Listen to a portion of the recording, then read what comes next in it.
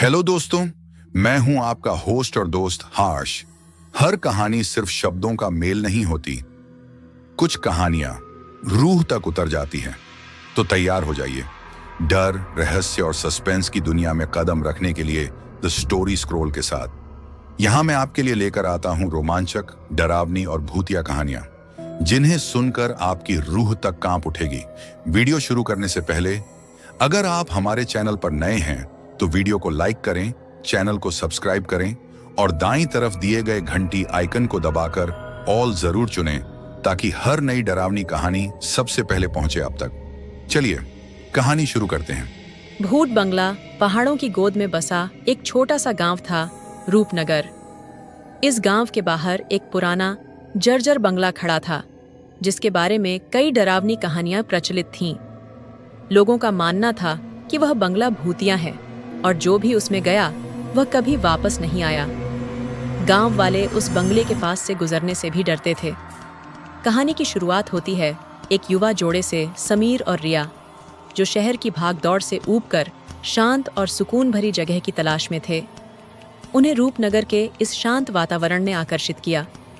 जब उन्होंने सुना कि गांव के बाहर एक पुराना बंगला है जो बिकाऊ है, तो उन्हें लगा कि यह उनके लिए एक आदर्श घर हो सकता है।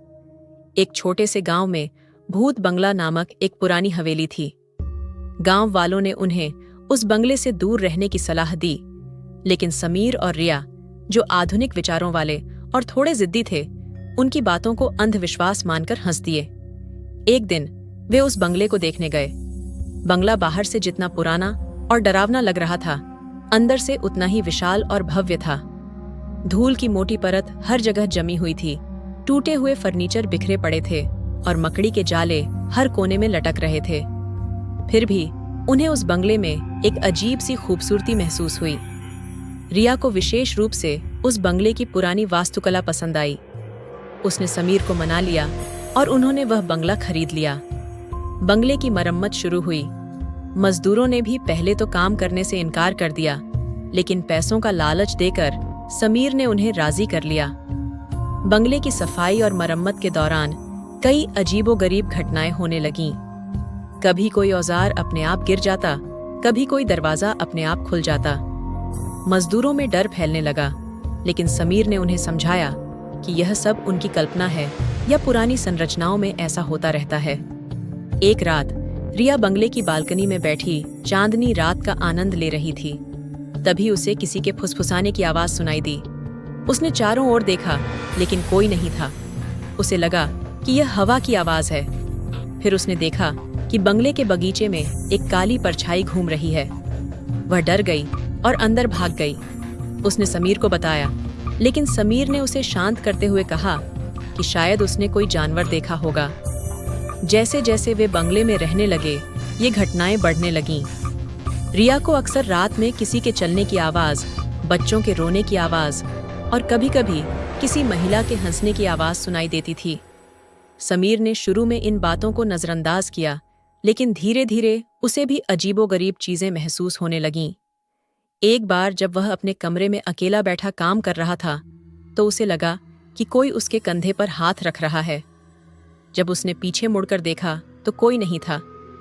एक दिन रिया को बंगले के पुराने कमरों में से एक में एक पुरानी डायरी मिली।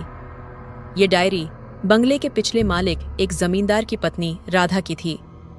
राधा ने अपनी डायरी में लिखा था कि उसका पति बहुत क्रूर था और उसे बहुत मारता पीटता था।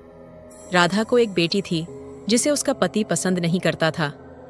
राधा ने लिखा था कि एक दिन उसके पति ने उसे और उसकी बेटी को मार डाला और उनकी आत्माएं बंगले में भटक रही हैं। उसने लिखा था कि उसकी बेटी को बच्चों से बहुत प्यार था और वह उनसे दोस्ती करना चाहती थी। भूत हंसते हुए सहम गया।